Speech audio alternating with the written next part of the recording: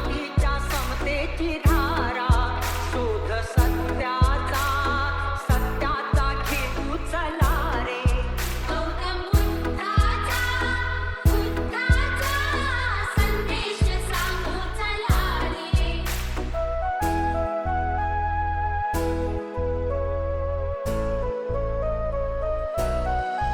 क्रोध युद्धातुनी काही जगी ना पुरावे बंधु प्रेमातुनी सारे हे जीवन करावे पंचशीलाच्या शब्दाची गाथा बोधशुद्धीच्या तत्वाची गाथा बौद्ध धम्माच्या संघाची गाथा दिव्य मार्गाने जाऊ चला रे गौतम बुद्धाचा संदेश सांगू चला रे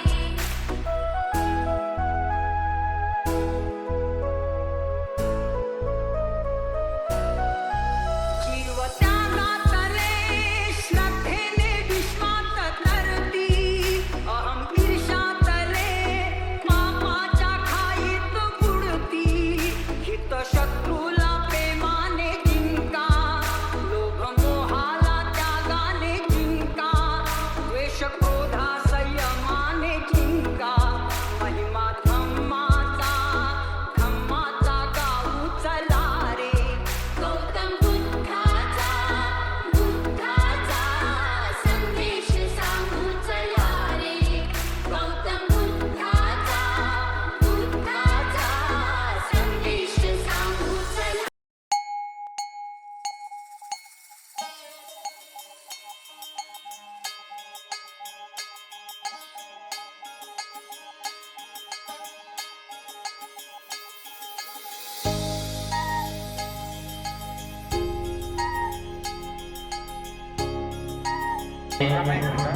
भिक्खू संघ आपल्या 2 लाईनीच्या मधोमध चालणार आहे. सर्वांनी सजग राहायचं आहे. हळूहळू भक्तजींच्या चरणावरती आपण फुलं टाकत पुष्प टाकत ही रॅली करणार आहोत.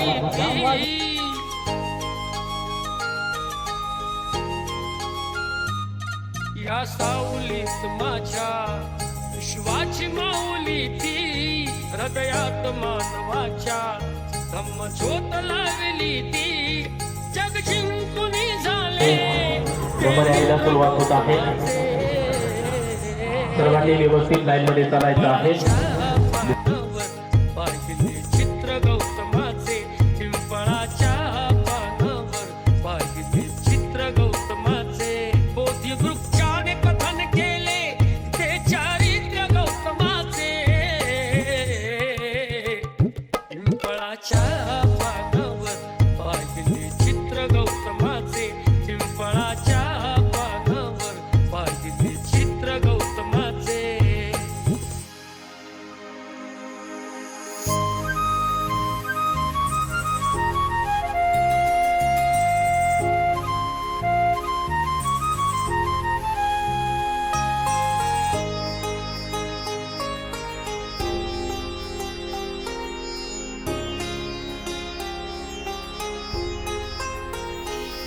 किती घोर तपस्याती देहाचे वारुळ झाले बुद्ध गया अजंठाही साक्षात वेरुळ आले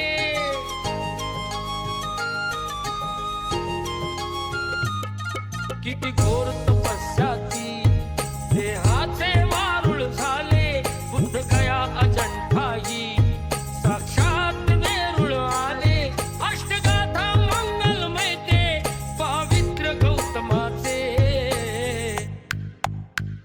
पिंपळाच्या पानावर चित्र गौतमाचे पिंपळाच्या पानावर पाहिले चित्र गौतमाचे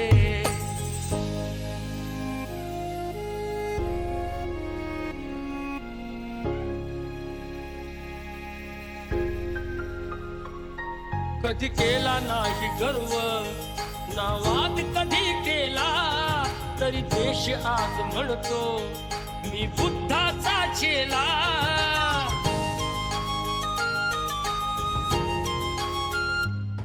कधी केला नाही गर्व ना वाद कधी केला तरी देश आज म्हणतो मी बुद्धाचा चेला बुद्धाने बुद्ध पाहे सचित्र गौतमाचे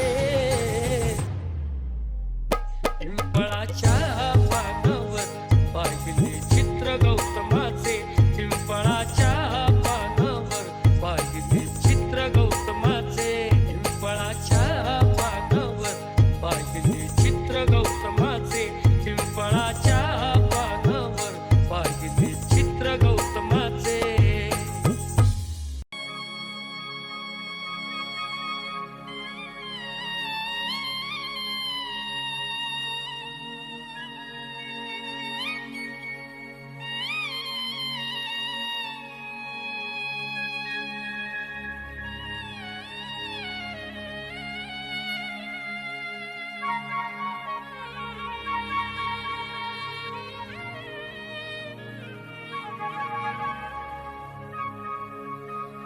बुद्ध पहाटेच्या पारी बुद्ध पहाटेच्या पारी गाते मी पंचशिला मला भीमान भीमान मंत्र दिला मला भीमान भीमान मंत्र दिला आम्हा भीमान भीमान मंत्र दिला आम्हा भीमान भीमान मंत्र दिला मला भीमान भीमान मंत्र दिला मला भीमान भीमान मंत्र दिला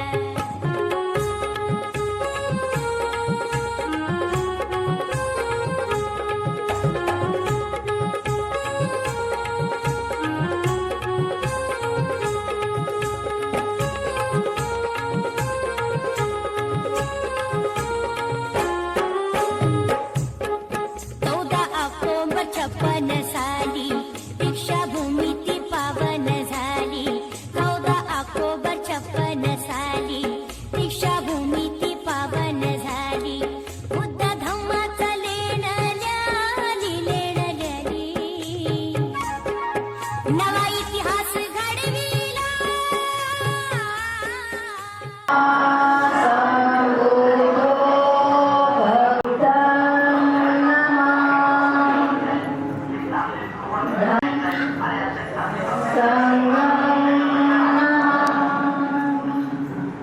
याचना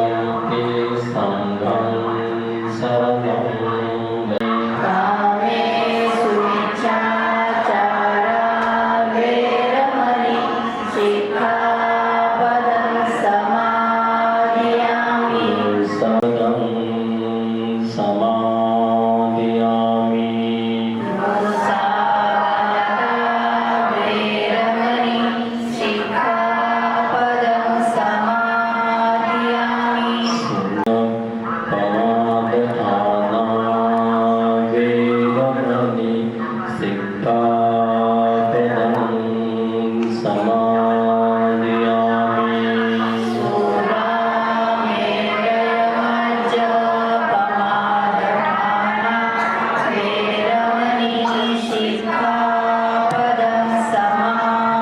साधकं सुरक्षितं तत्वा अपवादेन सम्पादितो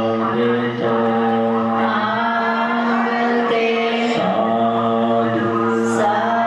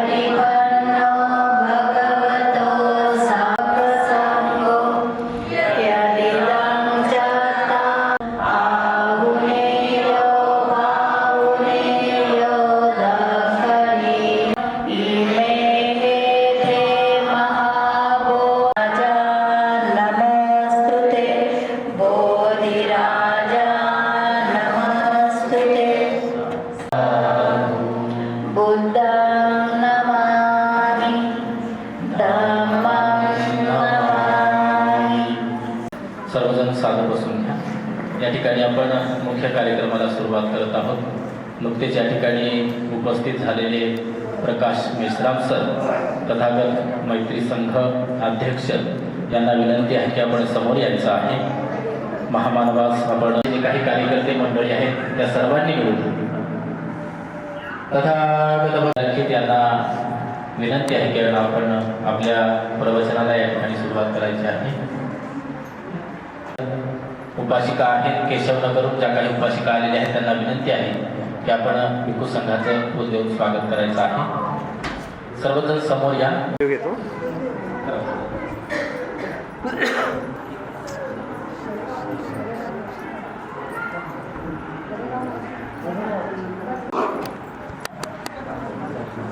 आता फुल द्यायची ॲक्शन करा. फोटो घेऊ.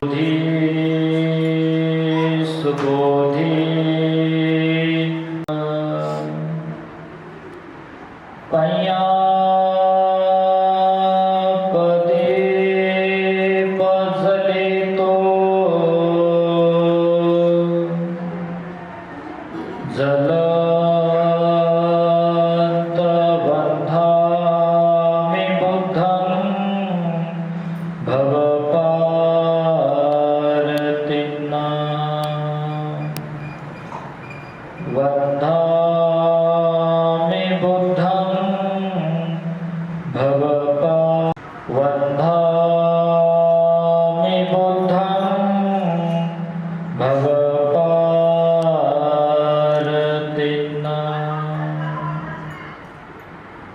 अखिल विश्वाला शांतता, समानता, करुणा, मैत्रीचा संदेश देणारे सद्गुरू तथागत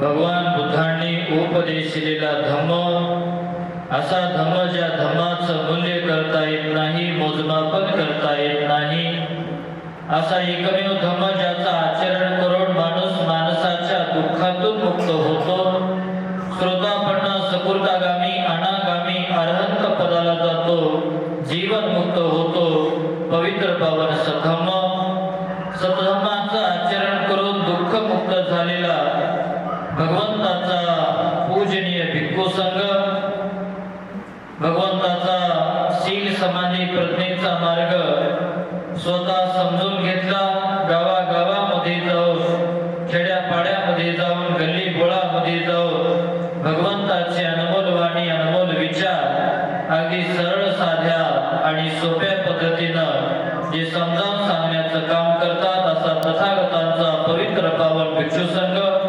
महान अशा 3 रत्नाला वंदन करून, ज्यांच्यामुळे हे 3 रत्न लाभले, ज्यांच्यामुळे आपणा सर्वांना हे हित, सुख आणि कल्याणाचे दिवस आले, ज्यांच्यामुळे आपणा सर्वांना खरी मानवता प्राप्त झाली, माणूस म्हणून आपण जगू शकतो, माणूस म्हणून आपण समाजामध्ये वावरू शकतो. आम्ही नेहमी सांगत असतो, एखादं गाव असेल, गावाच्या बाजूला एखादी विहीर बारव असेल आणि गावातली जी काही संपूर्ण घाण आहे, ही संपूर्ण घाण त्या विहिरीमध्ये, बारवामध्ये सोडलेली संपूर्ण गावाने पसरलेला असेल आणि अशा घाणीमध्ये, अशा नालीच्या बारवामध्ये एखादा व्यक्ती पाय घसरून पडावा आणि अशा घाणीमध्ये पाय घसरून पडलेल्या व्यक्तीला प्रेमाचा हात देऊन, मैत्रीचा हात देऊन काम केलं, ज्यांनी तथागतांच्या 10 पारमिता पूर्ण करून बोधिसत्वाची उपाधी प्राप्त करून घेतली. एवढंच नाही तर भारतीय दान केले, असे ते भारतीय राज्यघटनेचे शिल्पकार महामानव डॉक्टर बाबासाहेब आंबेडकर यांच्या समग्र धम्मक्रांतीमध्ये संपूर्ण आयुष्य समर्पित करून आजच्या मंगल प्रसंगी बोधिवन बुद्ध विहार वाडेगाव या ठिकाणी पवित्र पावन वर्षावासाच्या कालखंडामध्ये पूज्य बनते सचिन मोदी आणि त्यांच्या बरोबर असलेला जो भिक्खू संघ आहे, त्या सर्वांचा वर्षावास या ठिकाणी झालेला आहे आणि या वर्षावासाची सांगता समारोप आज आपण आपल्या सर्वांच्या उपस्थितीमध्ये या ठिकाणी करतो आहोत. आजच्या या वर्षावासाच्या सांगता समारोपाला प्रामुख्याने उपस्थित पूजनीय भदंत डॉक्टर नागभोजे महाथेरो, पूजनीय भदंत धम्मारके, पूजनीय भदंत थिट्टमोदी, पूजनीय भदंत सचिन मोदी आणि संपूर्ण शीख समाजाने प्रज्ञेवरती आरूढ असलेल्या भिक्खू संघाला त्रिवार अभिवादन, पंचांग प्रणाम करून संपूर्ण श्रद्धाशील संपन्न उपासक, उपासिका, दायक आणि दायिका आपल्या सर्वांच्या प्रती अनंत अनंत मंगल मैत्री या ठिकाणी आम्ही व्यतीत करतो. खरं तर भगवंतांनी भिक्खू संघाला विनय घातल्याप्रमाणे पवित्र पावन वर्षावासाच्या कालखंडामध्ये भिक्षू संघाने एका ठिकाणी वास्तव्य करून, त्याच ठिकाणी लोकांना एकाच विहारामध्ये वास्तव्य करून लोकांना शील, सद्गुण आणि सदाचाराचा उपदेश त्या ठिकाणी देत असतात. आश्विन पौर्णिमेला या वर्षावासाची सांगता होत असते, समारोप होत असतो आणि आश्विन पौर्णिमा ते कार्तिक पौर्णिमा या एका महिन्याच्या कालखंडामध्ये हे भिक्षू संघाचे वर्षावास समारोप आणि कठीण चिवरदानाचा उत्सव झाला. तर तिथून पुढे मग भिक्षू चरत भिक्खवे चारिकं बहुजन हिताय बहुजन सुखाय लोकानो कंपाय आताय हिताय देव मनुस्तान. म्हणजे भिक्षूनो, लोकांच्या हितासाठी, बहुजनांच्या सुखासाठी आता तुम्ही चारिका करत करत लोकांना धम्म उपदेश देण्याकरिता तुम्ही आता गावोगाव, नगरोनगरी फिरत राहता, लोकांना धम्म उपदेश देता.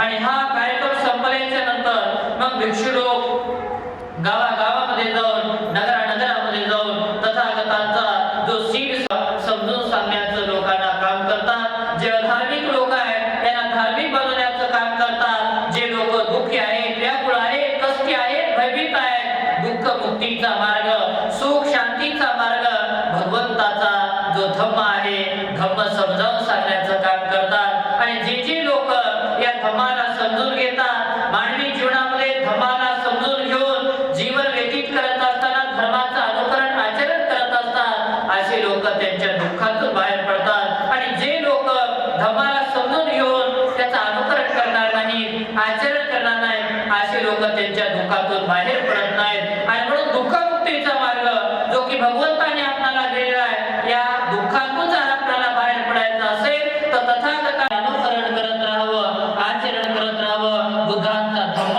हा महान आहे बुद्धांचा धम्म हा गहन आहे आपण फार पुण्यवान आहोत की आपणाला आपण करू शकतो म्हणून उपासक आणि उपासकांनो तथागतांनी जो धर्म दुःखमुक्तीचा जो मार्ग सांगितलेला आहे या मार्गाचं अनुकरण करत राहा शील समाधी दुःखातून बाहेर पडेल आपल्याला प्रत्येकाला वाटतं की आपलं जीवन सुखी आहे परंतु नाही भगवान म्हणतात मानवी जीवनामध्ये विविध स्वरूपामध्ये दुःख अस्तित्वात आहे प्रत्येकाला कशाचं दुःख कोणाला ज्या व्यक्तीला आपल्या दुःखातून बाहेर पडायचं आहे त्या व्यक्तीला मानवी जीवन व्यतीत करत असताना भगवान बुद्धाने जो शील समाधी आणि प्रज्ञेचा मार्ग सांगितलेला आहे या मार्गाचं अनुकरण करत राहावं कारण शील समाधी आणि प्रज्ञेमध्ये भगवंताचा धम्म आहे जो व्यक्ती जीवन व्यतीत करत असताना शील समाधी आणि प्रज्ञेचं अनुकरण करतो असा व्यक्ती कधी दुःखी होणार नाही कधी व्याकुळ होणार नाही कधी कष्टी होणार नाही कधी भयभीत होणार नाही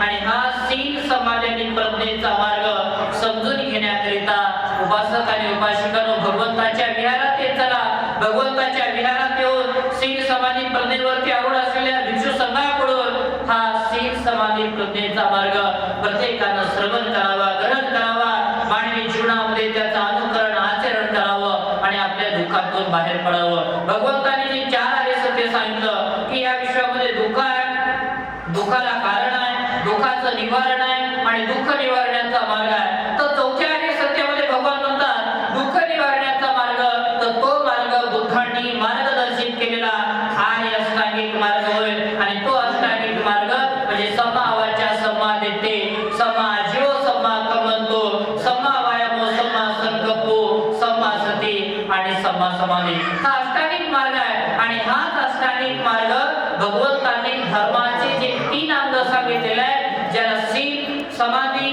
आणि प्रज्ञा म्हणतात या 3 अंगामध्ये अष्टांगिक मार्ग येतो अष्टांगिक मार्गातल्या 8 अंगांपैकी 3 अंग शीलामध्ये येतात 3 अंग समाधीमध्ये येतात आणि 2 अंग प्रज्ञेमध्ये येत असतात तर सम्यक वाचा सम्यक कर्मांत आणि सम्यक आजीविका हे 3 अंग शीलामध्ये येतात समाधीमध्ये येत असतात आणि सम्यक दृष्टी आणि सम्यक संकल्प हे जे 2 अंग आहेत हे प्रज्ञेमध्ये येत असतात तथागतांचा धर्म प्रज्ञेच्या सहाय्याने निर्वाण निबाण प्राप्त होत असते आणि माणूस माणसाच्या दुःखातून बाहेर पडत असतो आणि म्हणून शील आणि समाधी या 2 गोष्टी उपासक आणि उपासिकांनो लक्षात घेत चला जीवन व्यतीत करत असताना शीलाचं अनुकरण करत राहा शीलाचं पालन करत राहा शील अलंकार आहे शील आभूषण आहे शील दागिना आहे ज्याप्रमाणे आपण अलंकाराला आभूषणाला आणि दागिन्याला जपत असतो अगदी त्याप्रमाणे मानवी जीवन व्यतीत करत असताना आपण शीलाला जपलं पाहिजे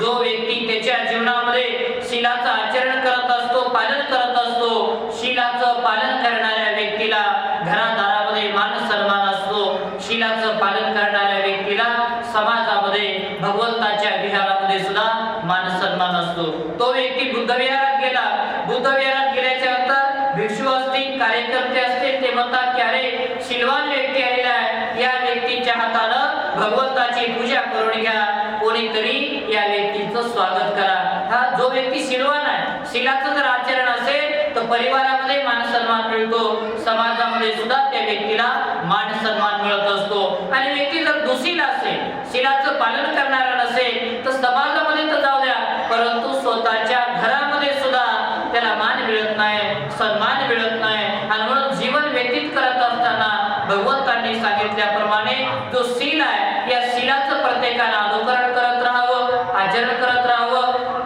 शीलाचं पालन करण्याकरिता भगवंतांनी जो सम्यक समाधीचा मार्ग सांगितलेला आहे ध्यानाचा मार्ग सांगितलेला आहे ध्यानाच्या माध्यमातून चित्तामध्ये उत्पन्न होणारे जे विकार असतात रागाचे द्वेषाचे तृष्णेचे वासनेचे अहंकाराचे आळस माणसाचे नाना प्रकारचे विकार, या विकारातून बाहेर पडण्याचं काम समाधीच्या सहाय्याने करावं. शीलाचं पालन करत करत जर आपण समाधी करत राहिलो, शील आणि समाधी या दोन गोष्टी जर सदैव सातत्याने आपण जर करत राहिलो तर आपल्याला निश्चित स्वरूपामध्ये प्रज्ञा प्राप्त होते. आणि प्रज्ञा जर प्राप्त झाली तर या प्रज्ञेच्या सहाय्यानं माणूस निर्वाण निब्बाण प्राप्त करू शकते. आणि भगवान म्हणतात निब्बाणं परमो सुखम, निब्बाणामध्ये परम श्रेष्ठ असं सुख असतं की जे सुख कधीच न संपणार असतं. कपड्यांचं सुख चिरकाळापर्यंत टिकून राहत नाही. काळ संपला, कपडे जीर्ण झाले, फाटून गेले, तुटून गेले, कपड्यांचं सुख संपलं. घरादारांचं सुख चिरकाळापर्यंत टिकून राहत नाही. काळ संपला, घर बदलावे लागतात, चेंज करावे लागतात. सुख असे थोड्या वेळापर्यंत उरतच असतं, दुसऱ्या दिवशी माणसाला भोजन करावंच लागत असते. परंतु भगवान म्हणतात हे जे अनंत असतं, कधीच न संपणार असतं. म्हणून उपासक आणि उपासिकांनो आम्हाला निर्वाण प्राप्त व्हावं, निब्बाण प्राप्त व्हावं. मार्गाचं प्रत्येकानं मानवी जीवनामध्ये अनुकरण करत राहा, आचरण करत राहा. बुद्ध आणि त्याचा धम्मग्रंथ वाचत असताना बाबासाहेब म्हणतात धम्म म्हणजे काय, तर निब्बाण प्राप्त करणं म्हणजे धम्म होय. धम्म म्हणजे काय, तर तृष्णेचा त्याग करणं म्हणजे धम्म होय. धम्म म्हणजे काय, तर जीवन सुचिता राखणं म्हणजे धम्म होय. आपल्याला धार्मिक बनायचं आहे, जीवन सुचिता सद्गुण सदाचाराचा आचरण करेल, निश्चित स्वरूपामध्ये त्याचं जीवन सुखी होईल. स्वतःचं जीवन सुखी करण्याकरिता शील समजण्याचं अनुकरण करण्यात कसं करावं, तर भगवान म्हणतात काया वाचा आणि मन तिन्ही अंगाने धर्माचं आचरण केलं पाहिजे. काय वाचा आहे, ही सगळी सम्यक वाचा आहे. ज्याप्रमाणे आमचे भगवान संपूर्ण लोकांना नाही की जे जे लोक त्यांना विरोध करायचे, अकोलेमाल असेल किंवा म्हणजे शांत चित्ताने हे भगिनी तुला सुद्धा माहिती आहे ते काय सत्य आहे आणि मला सुद्धा माहिती आहे ते काय सत्य आहे. म्हणजे एवढी प्रेमपूर्ण दयाशीलता तथागतांमध्ये दयाशीलता असली पाहिजे. कायेनं अकुशल कर्म करू नका, वाचेनं अकुशल कर्म करू नका. कारण तलवारीपेक्षा धारदार असलेली जीभ कित्येक जणांचा परिवार जोडू शकते सम्यक वाचेनं. आणि स्वतःचाच परिवार दुसरा असतो द्वेषाचा.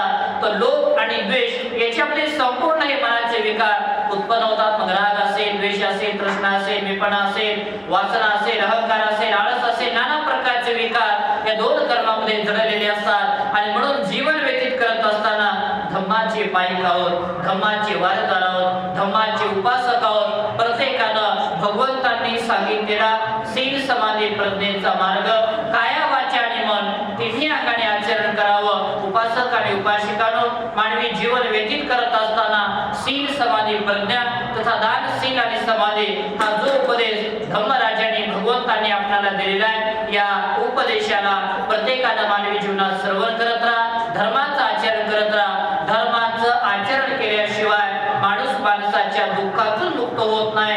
आपल्याला जर आपल्या दुःखातून मुक्त व्हायचं असेल तर भगवान बुद्धांनी सांगितलेल्या मार्गाचं प्रत्येकाला अनुकरण करत राहावं लागेल, आचरण करत राहावं लागेल. जो जो व्यक्ती त्याच्या जीवनामध्ये मानवी जीवन आचरण करत राहिला तर निश्चित स्वरूपामध्ये त्याचं जीवन सुखी होईल. त्यांच्या जीवनामध्ये आणि परिवारामध्ये सुख, शांती, समाधान टिकून राहील. आजच्या मंगल प्रसंगी प्रती असीम असे मंगल मैत्री, मंगल कामना व्यतीत करून अल्पशा धम्म देशनेला धम्म प्रवचनाला या ठिकाणी आम्ही विराम देतो.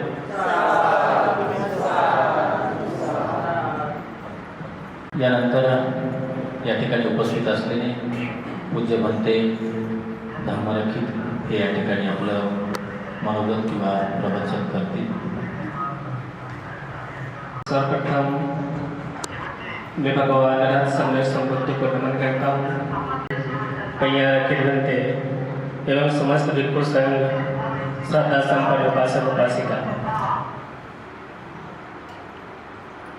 जैसे कि आप सभी लोगों को पता है कि आज इस बोधिवन बुद्ध विहार में जो वर्षवास समापन समारोह का आयोजन किया गया और आप लोगों को यहाँ पे आमंत्रित किया गया.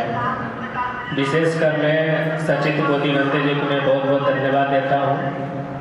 धन्यवाद इसलिए कि पूज्य बंते जी ने बहुत ही मेहनत करके सुबह से लेकर शाम तक कैसे आयोजन करना है, उपासक उपासिकाओं को बुलाना है, बुद्ध संघ का अरेंज करना है, तो बंते जी ने बहुत ही मेहनत करके अकेले उन्होंने जो देखता हूँ बंते जी का बुद्ध शासन के प्रति अनंत समर्पण है और समर्पण के साथ साथ बंते जी उसी प्रकार यादव बंते जी को मैं धन्यवाद देता हूँ कि पूज्य बंते जी ने एक सुंदर सा जो बोधिवल बुद्ध विहार इन्होंने निर्माण किया।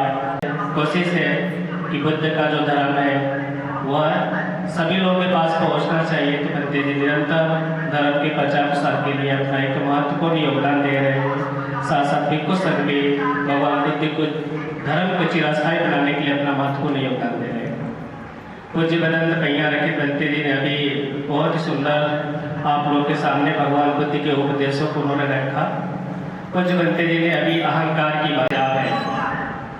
भगवान बुद्ध ने कहा है कि जो व्यक्ति अहंकारी है, जिस व्यक्ति के अंदर जहाँ ज़्यादा अहंकार है वह व्यक्ति कभी खुश नहीं दिखता है। खुश दिखता है क्या? आप लोग के आसपास के जो लोग होंगे जिनको ज़्यादा अहंकार है वह व्यक्ति खुश नहीं दिखता है और वो व्यक्ति किसी को खुशी भी नहीं देता है। आप लोगों ने देखा होगा। तो भगवान बुद्ध कहते हैं कि जो व्यक्ति अहंकारी है वह किसी को सुख नहीं दे सकता और वह किसी के सुख को देखकर वह खुश नहीं हो सकता है, बल्कि वो अंदर ही अंदर उसको बहुत दुख होता है, वेदनाएं होती है, दुखद वेदनाएं होती है। तो भगवान बुद्ध कहते हैं कि जो व्यक्ति अहंकारी है ये संसार में किसी को सुख नहीं दे सकता और न तो स्वयं सुख से भी नहीं रह सकता। इसलिए भगवान बुद्ध ने कहा कि अपने अंदर का जो अहंकार है उसको देखना है। भगवान बुद्ध ने बोला है कि सबका प्रिय बनना है। तो हम सबका प्रिय कैसे बन सकते हैं? क्या हम अहंकार को पाल पोस कर बड़ा करके क्या हम किसी का प्रिय बन सकते हैं क्या? नहीं बन सकते। क्या हम चुगली करके किसी का प्रिय बन सकते हैं क्या? नहीं बना जा सकता। और लेकिन इस संसार में बहुत सारे जो लोग चुगली करते हैं, इधर की बात उधर करेंगे, उधर की बात इधर करेंगे। आप लोगों ने देखा भी होगा। और एक घटना उसके माध्यम से वह उसकी एक सहेली होती है। वो दोनों बहुत ही अच्छी मित्र थी, फ्रेंड थी। वह अपनी एक बात दूसरे को शेयर करती थी, लेकिन जो दूसरी वाली उनकी जो सहेली थोड़ा बदमाश टाइप की थी, वो अपनी बातें सब कुछ बताती थी बेचारी। उस पर बहुत विश्वास था। बोलती थी बहन देखो ये तुमसे मैं बता रही हूँ, तुम पे मैं बहुत विश्वास करती हूँ और इस बात को किसी को तुम मत बताना। तो कहती ठीक है बहन, आप मुझसे कोई भी बात बता सकती हो। तो उसकी सहेली सारी बातें उसको शेयर करती है। उसकी जो बातें होती है पूरे शहर में, पूरे गाँव में फैल जाती है। फिर उसको पता चलता है कि हमारी बातें इन लोगों तक कैसे पहुँची। मैं तो केवल अपने सहेली भी बताती थी। तो बाद में पता चला उसी ने सभी को बताया था कि मेरी बात तो मैं बहुत विश्वास करती हूँ, इसलिए तुम किसी को मत बताना। फिर वो जो औरत दूसरे से मिलती थी बोलती थी कि मैं तुम पे बहुत विश्वास करती हूँ, ये बात किसी को शेयर मत करना। ऐसे ऐसे पूरे गाँव में फैल जाता है। तो भगवान बुद्ध ने कहा कि हमें चुगली नहीं करना है। चुगली करने से क्या होता है कि हमारा जो अच्छा खासा संबंध होता है ना वो टूट जाता है। आप लोगों ने देखा होगा। भगवान बुद्ध ने कहा वहाँ पे दूसरे तुम्हारे माता पिता बनेंगे, आसपास के लोग रहेंगे, तो उसको बोलते हैं कि जो अंदर की अग्नि बाहर मत लेके जाना। मतलब घर में आपने क्या क्या चल रहा है पड़ोसी को पता नहीं चलना चाहिए। भगवान क्या करें, वो उनको बताया है कि अंदर की अग्नि को बाहर लेके नहीं जाना और बाहर की अग्नि को अंदर लेके नहीं आना। आसपास में क्या क्या बातें हो रही हैं, है ना, आपकी सोसाइटी में क्या क्या बातें चल रही हैं, वो घर पे लेकर नहीं आना चाहिए। यदि लेकर कोई आता है तो पता चलेगा छोटी छोटी बातों पर फिर लड़ाई झगड़ा शुरू हो जाता है। तो इन सभी से बचना चाहिए। और जहाँ तक मैं समझता हूँ आप सभी लोग अभी आप लोगों ने बुद्ध के सामने, डॉक्टर बाबा साहब अम्बेडकर के सामने आप लोगों ने पुष्प अर्पित किया है ना, बोलते कि हमें फूल अर्पित करना है। मैं जहाँ तक समझता हूँ बुद्ध के शरण में, डॉक्टर बाबा साहब अम्बेडकर के शरण में फूल अर्पित करने से अच्छा है कि अपने आप को अर्पण कर देना, अपने आप को समर्पित कर देना, अपने अच्छे कर्मों को बुद्ध शासन में समर्पित कर देना। तभी समझा जाएगा कि हम सच में बौद्ध अनुयायी है, बौद्ध उपासक उपासिका है। यदि हम बुद्ध के सामने, डॉक्टर बाबा साहब अम्बेडकर के सामने पुष्प अर्पित करते हैं लेकिन अपने आप को अर्पित नहीं करते हैं, तो कहीं न कहीं हम बुद्ध शासन को धोखा दे रहे हैं। इसलिए बुद्ध शासन को हमें धोखा नहीं देना है, बल्कि भगवान बुद्ध का जो धर्म है जो हमें सुख प्रदान करता है, हमें दुख से बाहर लेकर आता है, हमें ऐसे धर्मों को अपने सर पर है और अपने कर्मों को बुद्ध शासन में समर्पित कर देना है। इस संसार में कोई दुखी होना चाहता है क्या? कोई दुखी रहना नहीं चाहता। कोई रहना चाहता है? नहीं, सबको सुख चाहिए, सुख चाहिए। जिस घर में जाइए बोलते बनते जी आप आशीर्वाद दीजिए और विवाह दीजिए। तो पावरफुल तभी हो सकता है कोई व्यक्ति यदि उसका आचरण अच्छा हो, और हमारे जीवन में सुख तभी आ सकता है जब हम क्लेशों से बचेंगे, जब हम बुराइयों से बचेंगे, स्वयं उसका अनुसरण करेंगे, हम दूसरी की निंदा नहीं करेंगे, दूसरी की चुगली नहीं करेंगे, दूसरे को दुख नहीं देंगे। इस संसार में कोई दुखी होना नहीं चाहता है, सबको खुशी चाहिए। जिस प्रकार से आपको अपने जीवन से प्रेम होता है, आपको अपने कर्मों से प्रेम होता है, जिस प्रकार से आप सुखी रहना चाहते हैं, उसी प्रकार से आपके घर में आपके माता पिता हैं, भाई बंधु हैं और सगे संबंधी हैं, उसी प्रकार से वो भी सुख चाहते हैं। लेकिन मनुष्य एक ऐसा प्राणी है जो अहंकार की वजह से वह व्यक्ति अपने आप को सर्वश्रेष्ठ समझ बैठता है और दूसरे व्यक्ति को तुच्छ नजर से देखता है। हमें ऐसा नहीं करना चाहिए। यदि इस नजर से हम लोगों को देखेंगे तो सच में हमारे पास जो सच में जो हमारी जो पुण्य पारमिता है, जो आप लोगों ने अर्जित किया है, क्या है, संत लोग भी हैं, उनसे मिलने के बाद मन प्रसन्न हो जाता है ना? बहुत सारे लोग हैं जिनसे मिलने के बाद मन बहुत मुदित हो उठता है, लेकिन इस संसार में ऐसे भी लोग हैं जिनसे मिलने के बाद ऐसा लगता है कि दुख कितना बढ़ गया होता है। इसलिए हमें ऐसा नहीं बनना है, बल्कि हमें बहुत ही प्रभावशाली बनना है। आप लोग के कर्म इतने उच्च कोटि होना चाहिए, इतना अच्छा होना चाहिए, आपसे जो भी मिले वो मुदित होकर जाए, प्रसन्न होकर जाए और आपके बारे में वो व्यक्ति अच्छा ही सोचे। इस संसार में आप दुष्पत्ति देकर सबको खुश कर सकते हैं क्या? क्या किसी के पास खुश किया जा सकता है? नहीं। भगवान बुद्ध ने कहा कि आपके पास एक ऐसा आपका अच्छा कर्म है, वो आप उसके प्रभाव में, उसके संपर्क में जो भी आएगा, सभी लोग बहुत ही खुशी के साथ जाएंगे और आपका नाम लेंगे। इसलिए आप एक दूसरे को खुशी प्रदान कीजिए और एक दूसरे का प्रिय बनिए, तभी जाके जीवन सार्थक समझा जाएगा। तो पासिका आप लोगों को मैं ढेर सारी मंगल कामना करता हूँ। तो जीवन तेजी ने भी बहुत अच्छे से आप लोगों का मार्गदर्शन किया। शील समाधि प्रज्ञा पर बंते जी का विशेष बिंदु था। बंते जी ने सारे धर्म को शील समाधि प्रज्ञा में समावेश किया। आप लोगों ने बहुत अच्छे समझा। और भगवान बुद्ध ने कहा है कि जिस प्रकार से हम लोग दाल बनाते हैं, दाल जो सूप होता है उसमें सूप में जो दाल के स्वाद को नहीं जान पाता है, उसी प्रकार से यदि कोई मूर्ख आदमी जीवन पर्यंत जो धार्मिक लोग हैं उनके साथ रहे और धर्म का पालन नहीं करता है, तो एक प्रकार से वो चम्मच जैसा है। हमें चम्मच जैसे नहीं बनना है, बल्कि दाल का स्वाद लेना है। धर्म का जो है ना, उसका हमें अनुसरण करना है, उसका अनुसरण करके हमें परम सत्य को प्राप्त करना है। तो पासिका ढेर सारी मंगल कामना, शुभकामना में आप सभी लोगों को प्रेषित करता हूँ। असलेले पूज्य बनते थिप्पत धम्मो हे देखील या ठिकाणी प्रवचन करणार आहेत. भंतेजींना विनंती आहे की आपण आपल्या प्रवचनाला सुरुवात करायची आहे. खूप जास्त होत आहे, थोडं जागेवर ताई मन का करून बसायचे असं म्हणतो. बुद्ध कसे बसले, राजे महाराज कसे बसतात अशी असं बसायचं, असं मरगळं नाही बसायचं. बुद्धाचा फोटो एनी टाइम कसा असतो, बुद्धांच्या पूर्ण मुद्रा काहीतरी शिकवतात ना आपल्याला. तुम्ही असं मरगळले म्हणजे तुमचे विचार इकडे तिकडे भरकटत आहे. आणि तुम्ही ताईटमध्ये जर बसले तर तुम्ही तुमच्या सोबत आहात. तर मी जास्त वेळ घेत नाही, जो विषय चालू आहे त्याच्यावरतीच बोलतो. प्रज्ञाशील करुणा असं आपण पत्रिकेवर लिहितो. प्रज्ञा आणि करुणा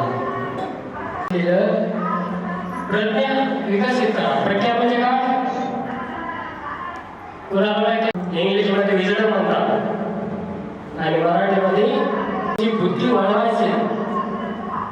बुद्धी आहे ना सर्वांना, मग कशी वाढवणार बुद्धी?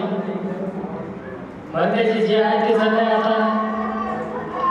परंतु तुम्हाला आम्ही सांगतो, बुद्धाचा संदेश सांगतो की तुमच्या बुद्धीचा विकास झाला पाहिजे. बुद्धीचा विकास कशासाठी? कारण की तुम्हाला सत्य समजलं पाहिजे. तुम्ही जे करताय ते सत्य तुम्हाला समजलं पाहिजे. हे सत्य समजण्यासाठी काय करावं लागतं? त्याच्यासाठी तुम्हाला एकाग्र होऊन तुम्हाला डोळे बंद करून बसावं लागतं, म्हणजे समाधीस्थ व्हावं लागतं. समाधीस्थ झाल्याच्या नंतर ते काय होतं? आणि समाधी लावण्यासाठी काय करावं लागतं? पोट भार जेवायचं आणि बसायचं. लागते काय समाधी? मग त्याच्यासाठी काय दिले? काय रूल्स दिले?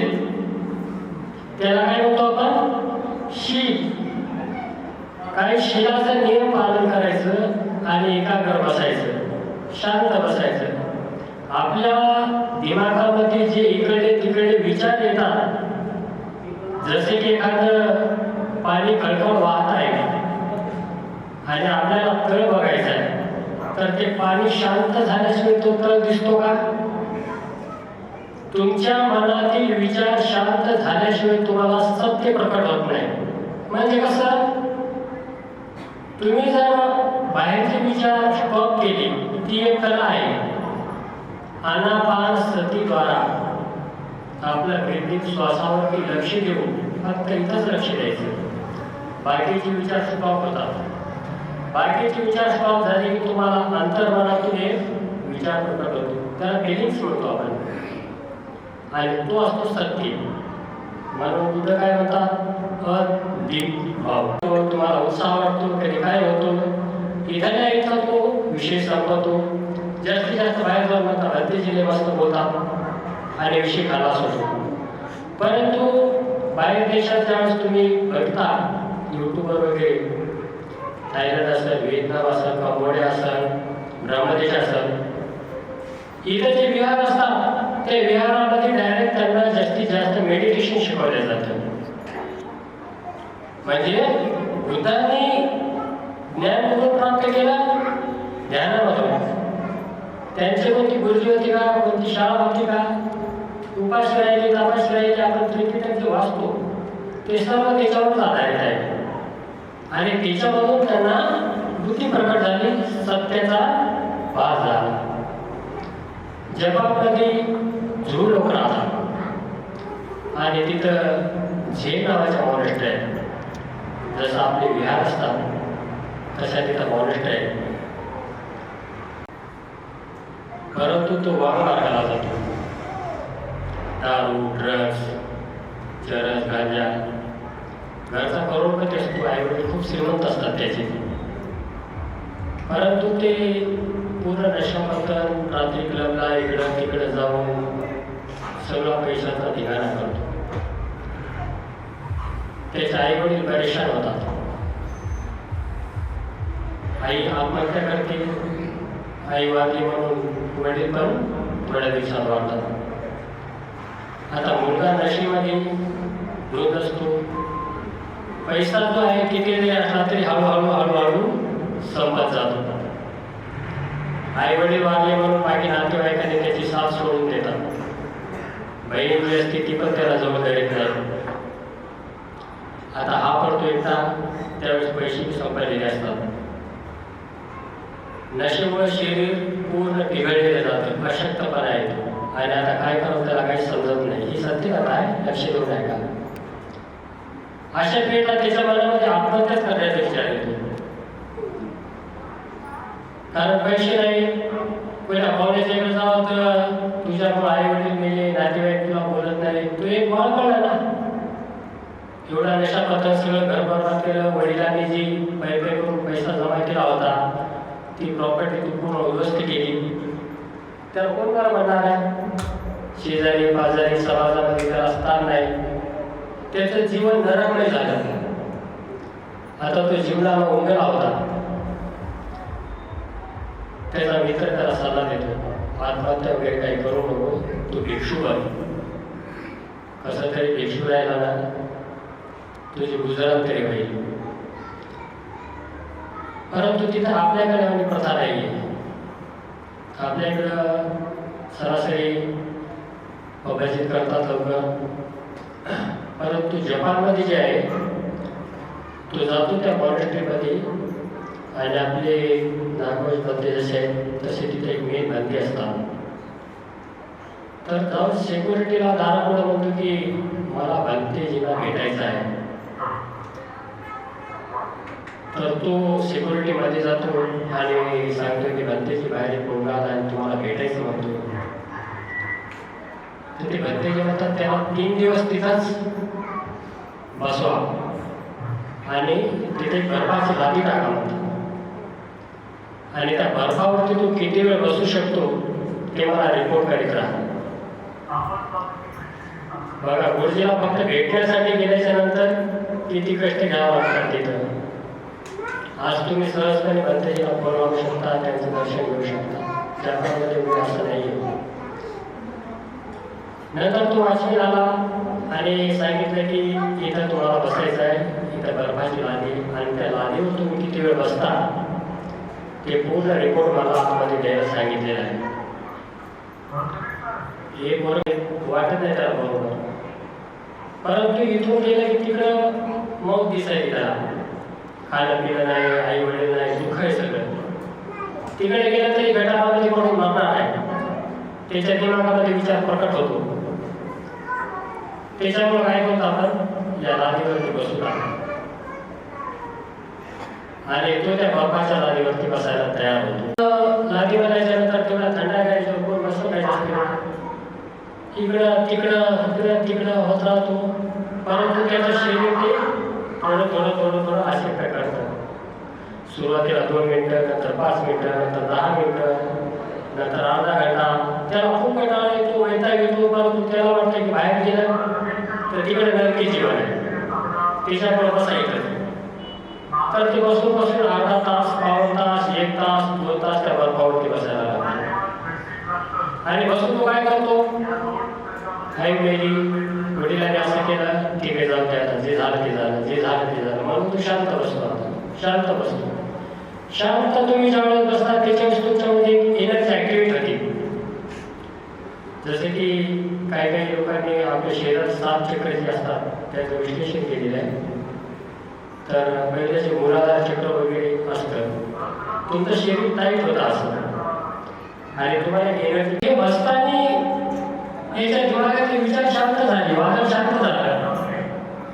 भूताने सांगितलंय तुमचं वादळ शांत झालं की तुम्हाला फिलिंग निर्माण होते आणि सत्य प्रकट होतं.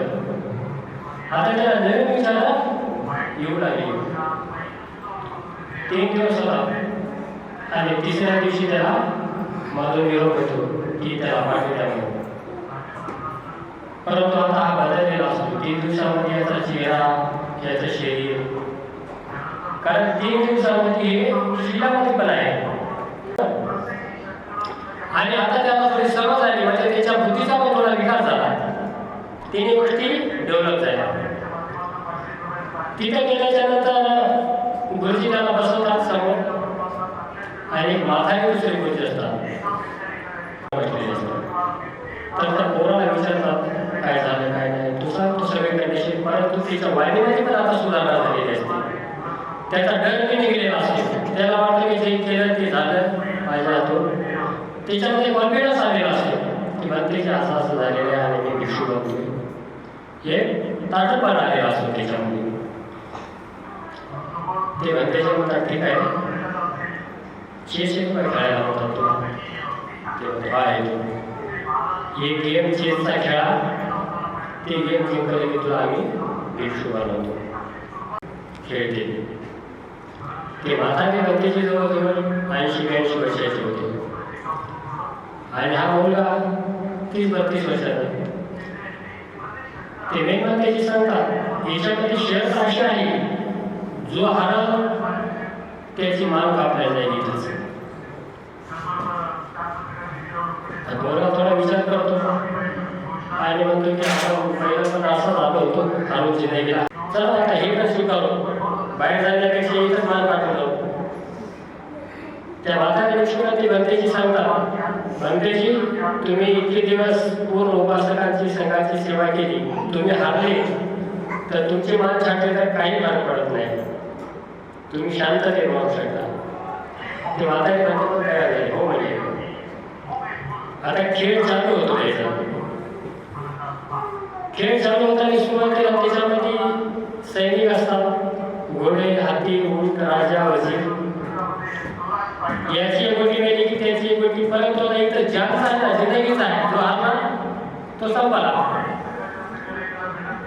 आता त्या पोराचा मोठा एक गडीवर तो उंट, त्याच्यामध्ये थरथर सुटते आणि पुढचे म्हाताऱ्या दिवशी जरा पावमध्ये येतात. नंतर म्हाताऱ्या दिवशीचा हा काय करतो, उंट आणि हाती मारतो. आता ते घाबरतात, पुरामध्ये थोडीशी तिचा मेन वजीर मारतो. आता चेस ज्याला येतो त्याला ही कथा समजत असत. वजीर मेला म्हणजे 90% गेम हातामध्ये असतो यांच्या. परंतु त्या म्हाताऱ्या दिवशीचा वजीर मेल्याच्या नंतर त्याचा जीव काय म्हणत असला, कोणाला भोग पाहिजे असते का, आणि कुठून आला हे पोरगा बाबा, हे काय खेळ लावला, याच्यात माझी कारण जान चालली, साईडला तलवार ठेवलेली आहे आणि वजीर तर मेला. आता ही स्थिती त्या मुलाला दिसते त्याची आणि त्याचा अंतःकरण ओळखून येतं त्याला.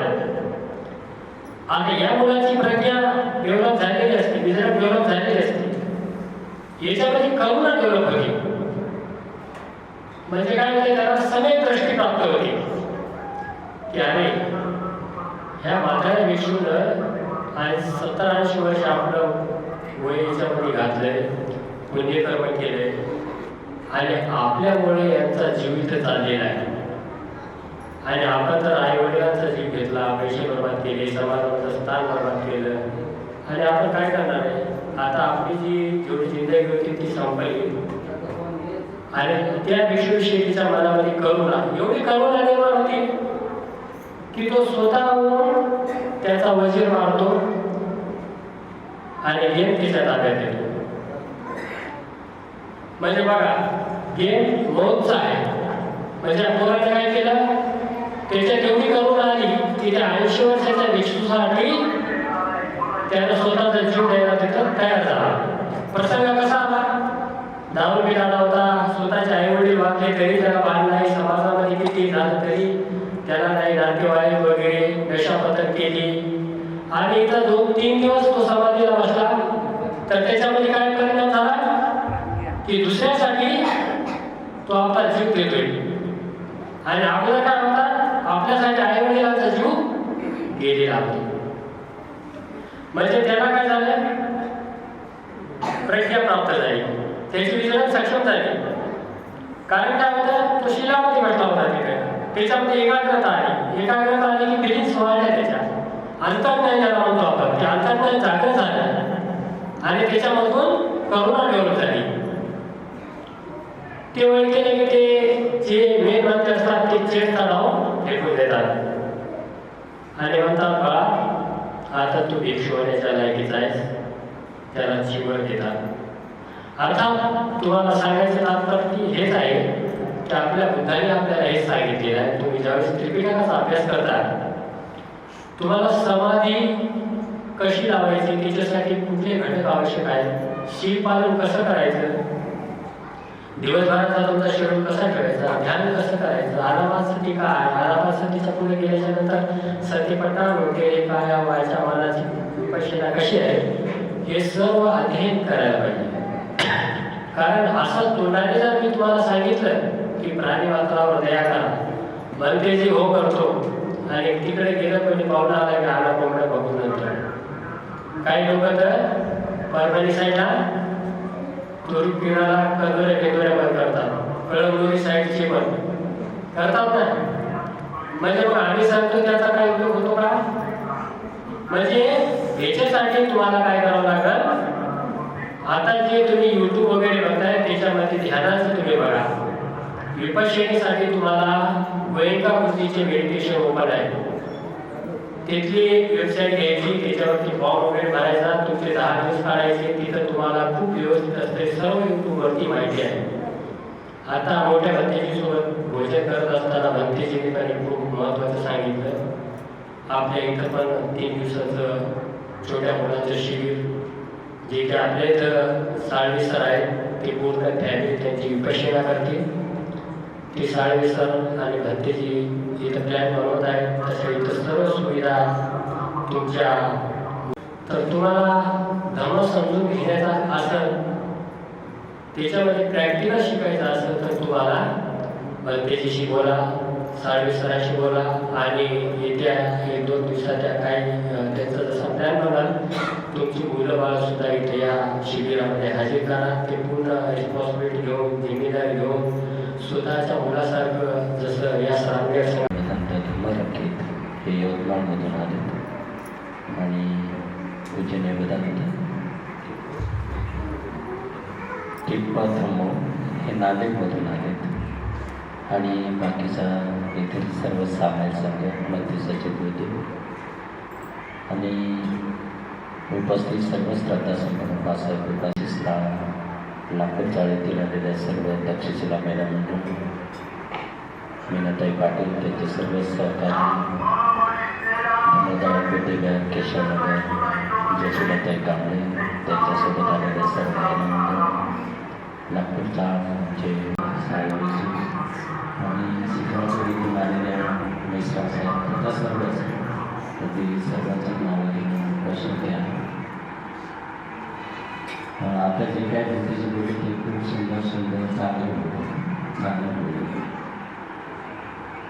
आणि खऱ्या अर्थाने आपण नवीन तयार केलं पाहिजे. नवीन तयार केलं अध्यक्ष हे ते सर्व कमिटी मोठे लोक राहतात आणि ते कधीच कोणाला संधी देत नाहीत आणि संधी न दिल्यामुळे बऱ्याच वेळा तरुण वर्ग लांब असतात कोणापासून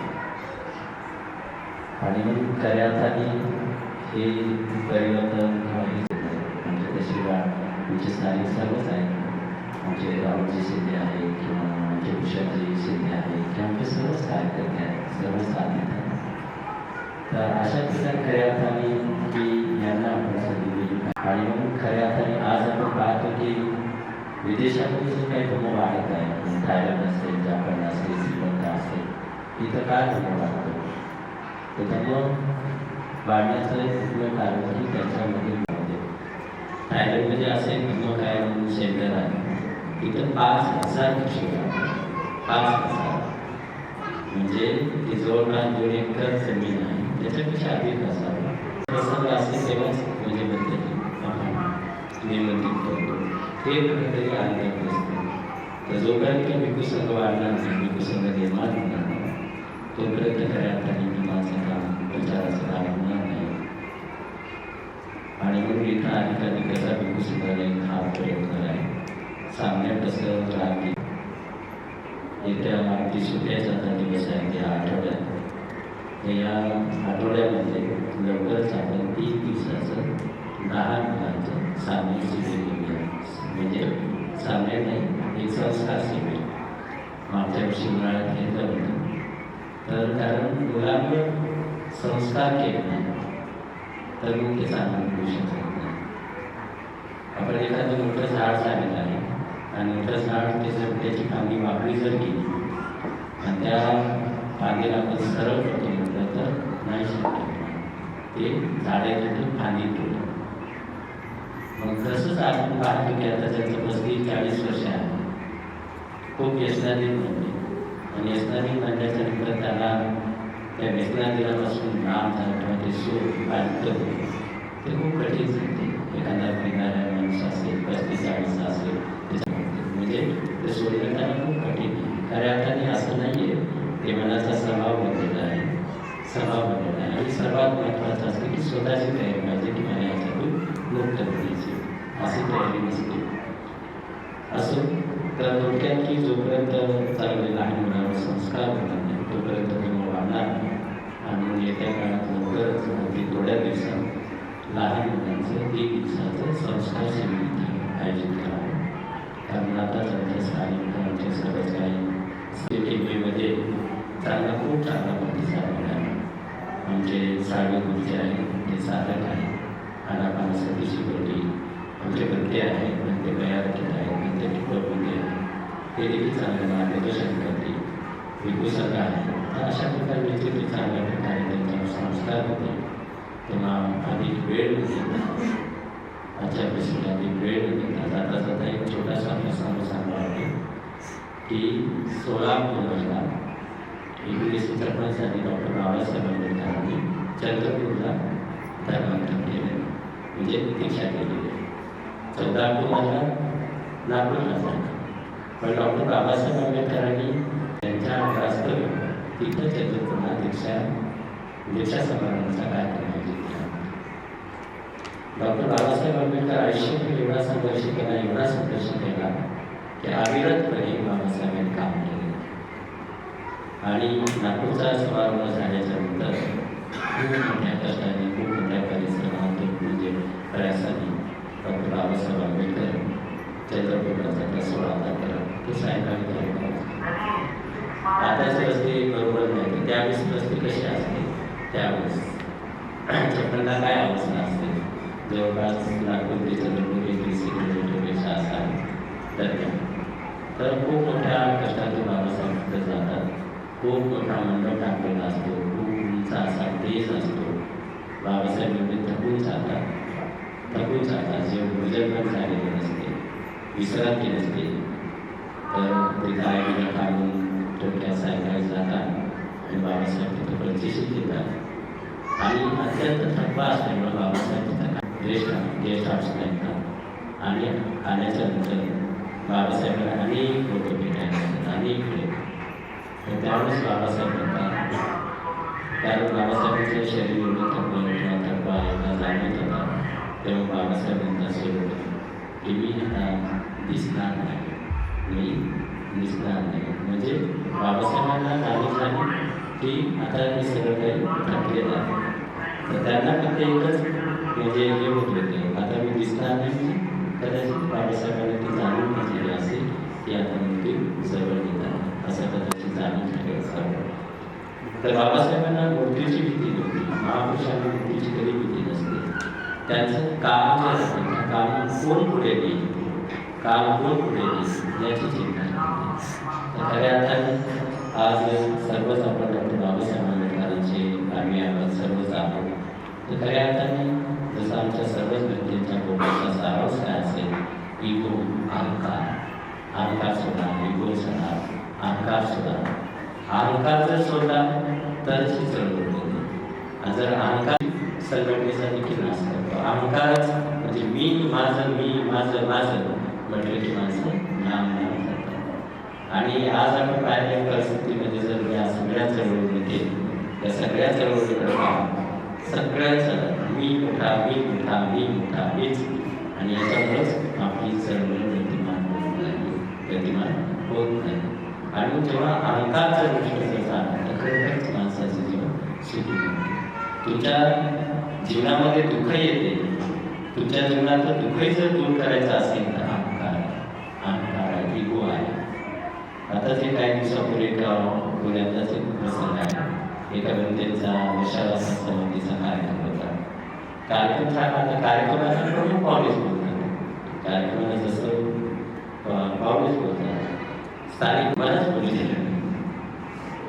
जेव्हा आपण दुसऱ्याकडून अपेक्षा व्यक्त करतो आणि त्या अपेक्षेची पूर्तता झाली नाही की दुःख.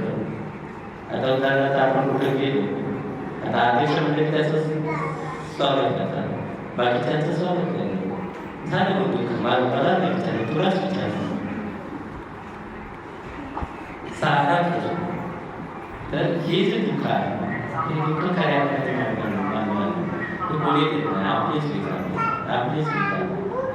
आणि अहंकार पाहिजे, कमी केला पाहिजे.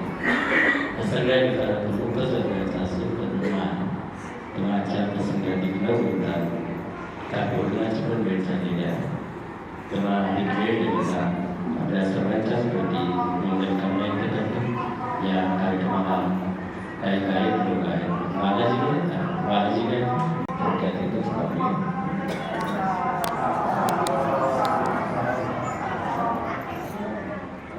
या ठिकाणी गीत सादर करायचं आहे.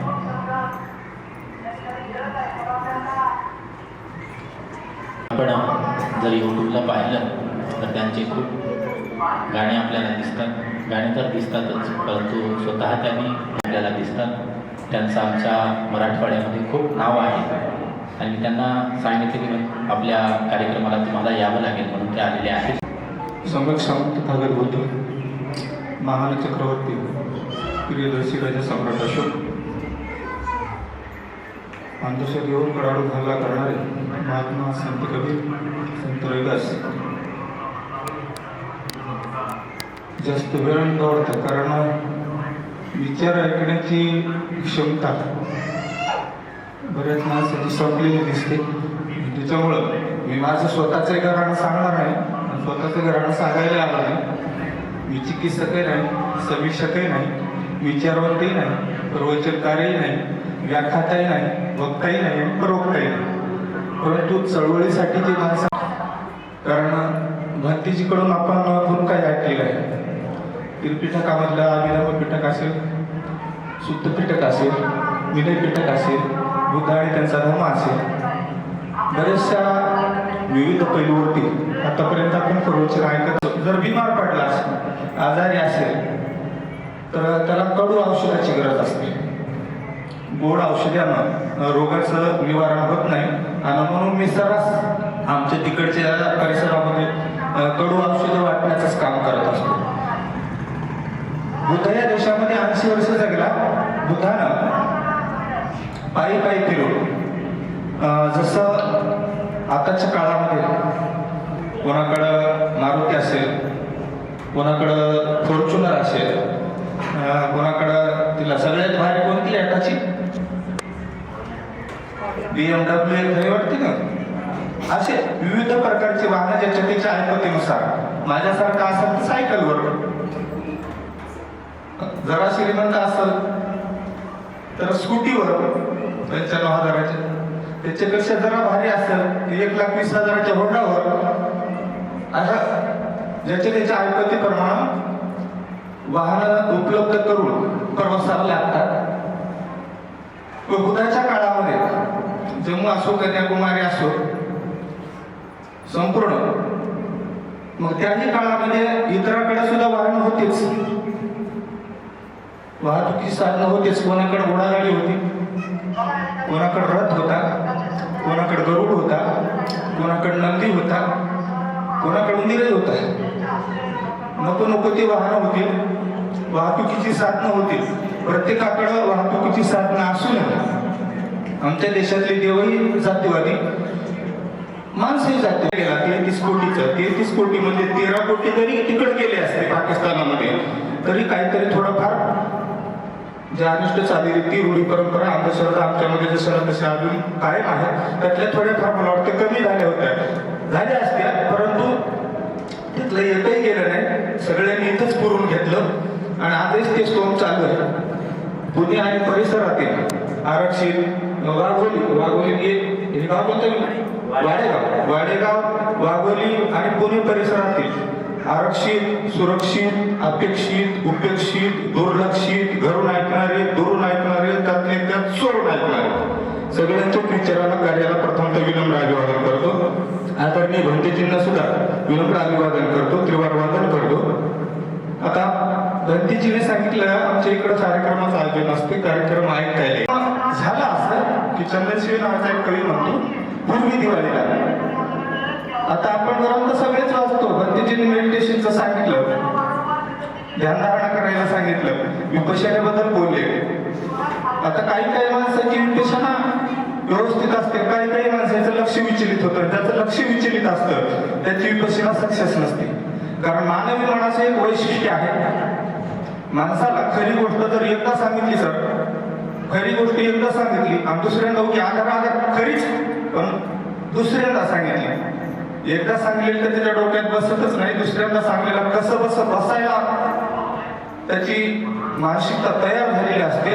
परंतु तेवढ्या वेळा अजून कोणीतरी खोटी गोष्ट 10 वेळा सांगणारा व्यक्ती त्या ठिकाणी येऊन उपस्थित होतो आणि मग अगोदर सांगितलेल्या, एकदा सांगितलेल्या खऱ्या गोष्टीला 10 वेळा सांगितलेली जी खोटी गोष्ट आहे, तर खोट्याच गोष्टीला माणूस खरी समजायला लागतो आणि मग माणसाचं संतुलन असतं ते बिघडत असतं. ज्याला आपण म्हणतो आपल्या संवेदन शक्तीचा विकास झाला पाहिजे. आणि बुद्धाचं तत्वज्ञान हे मानवाच्या संवेदन शक्तीचा विकास करणारं तत्वज्ञान आहे. Lord Buddha was the first teacher this in India, not light of Asian, light of world. Buddha हा जगाचा प्रकाश आहे. कोणी किती झाकण्याचा प्रयत्न केला तरी, कारण सत्यानं प्रकाशाचं कवच धारण केलेलं असतं. कोणी किती मातीत टाकलं तरी ती एक ना एक दिवस चमकणार असतं. कारण 33 कोटी देव कोणी घ्यावे वटीने, कोणी घ्यावे मुठीने, पण बुद्ध चमकणारे ते हजारो पटीने, बुद्ध चमकणारे ते हजारो पटीने. आता काही लोकांना अजूनही बुद्ध तत्वज्ञान सलतं, आंबेडकरवाद सलतो. कारण हिंसाचार, भाषावाद, जातीयवाद, सगळ्या वादाला फटकाने घालणारा वाद म्हणजे ब्राह्मणवाद. परंतु ब्राह्मणवादाच्या उरावर बसणारा वाद म्हणजे आंबेडकरवाद. आज आपण देश बघत आहोत कुठल्या परिस्थितीमध्ये आहे. कारण मी नेहमी म्हणत असतो, विचित्र देशाच्या पवित्र मातीला विनम्र अभिवादन करू. विचित्र देशाच्या पवित्र मातीला. आणि हा तर पुणे परिसर आहे. आता माझ्यापेक्षा सुज्ञ माणसं या ठिकाणी बसलेली आहेत आणि त्यांच्या समोर बोलणं म्हणजे MA च्या विद्यार्थ्याला 7वी शिकलेल्या माणसानं उद्देश करणं तुम्हाला योग्य वाटत नाही. परंतु मग हा जो वाद आहे हा देशामध्ये, रंगाचीच मला फार भीती वाटली. पूर्वी दिवाळीला घर रंगवताना रंगाचीच मला फार भीती वाटली. म्हणून मी आता घरच पांढरा शुभ्र केलं. मी जातीला चुना लावला आणि माणूस झालो. मी जातीला चुना लावला आणि माणूस झालो. अशा पद्धतीनं बुद्धाने आम्हाला सांगितलेलं आहे. देव, दैव, आत्मा हे तिन्ही गोष्टी बुद्धाने नाकारल्या आणि देवाच्या ऐवजी नीतीला प्रथम स्थान देऊन बुद्धिवान बनण्याची महान संकल्पना या देशात सर्वप्रथम बुद्धानं रुजवली. भारतीय समाज सुधारणेचा इतिहास आणि भारतीय समाज सुधारणेच्या इतिहासाची सुरुवात बुद्धाच्या कार्याचं मूल्यमापन केल्याशिवाय सुरूच होऊ शकत नाही. कोणी काही आणून ठेवलं आणि कोणी कितीही प्रतीक आणली तरी काहीही होत नाही. कारण बघा, 800 रुपयाचं 1000 रुपयाचं तूप जाळणाऱ्या कोणीही माणसाला म्हणा तू 10 रुपयाची नोट जाळून लागतो. नाही तर तुला लयच अशोक चक्राची अलर्जी आहे, तुला लयच राजमुद्रेची अलर्जी आहे, खिशातली 100ची नोट काढून फेकून देऊ नका. कारण बुद्ध तुझ्या खिशामध्ये आहेच, सम्राट अशोक तुझ्या खिशामध्ये आहेच. कोणी कितीही नाकारलं तरी ते नाकारता येणार नाही. आणि म्हणून एक छोटीशी रचना आपण बोर झालेला अवघ्या 5 मिनिटांमध्ये ऐकवतो. कारण वर्षावासाचा समारोपीय कार्यक्रम या ठिकाणी संपन्न होत आहे. तुम्ही जी दसवी त्याच्यामुळे म्हणायचं तुम्ही जी दसवी दिली भीमान धम्मचक्राला गतिमान केली भीमान नागभूमीवर सोन लुटाया गर्दी गोळा झाली जनसागर हा पाहून तेव्हा भूतही हसला गाली बहुप्रेमाने धम्मचक्राला गतिमान केली भीमाने. मग बसले 35 का म्हणाले, हिंदू म्हणून मी मरणार नाही, खोटी प्रतिज्ञा करणार नाही. काय हवं ते देऊ तुम्हाला, धर्म तुम्ही हा सोडा. काय हवं ते देऊ तुम्हाला, धर्म तुम्ही हा सोडा. धर्मगुरूचा माझ्या भीमाच्या भोवती पडला वेळा, पण विकले नाही मान, माझ्या भीमाने. धम्मचक्राला गतिमान केले भीमाने. राजा अशोक सम्राट झाला, भीम त्याच पथाने गेला. धर्मभेदाला जातीवादाला दिला मुळीना थारा, आजवर आमच्यावरती केला विषमतेने मारा. हिंदू धर्माला आव्हान, मग धर्माला आव्हान केले भीमाने. धम्मचक्राला गतिमान केले भीमाने. होता समाज विखुरलेला, भीम त्याच पथाने गेला. भीम त्याच पथाने गेला. नवा जन्म हा झाला आमचा पवित्र 56 साली. अक्षर शून्य समाजास या शिकवून गेला पाली.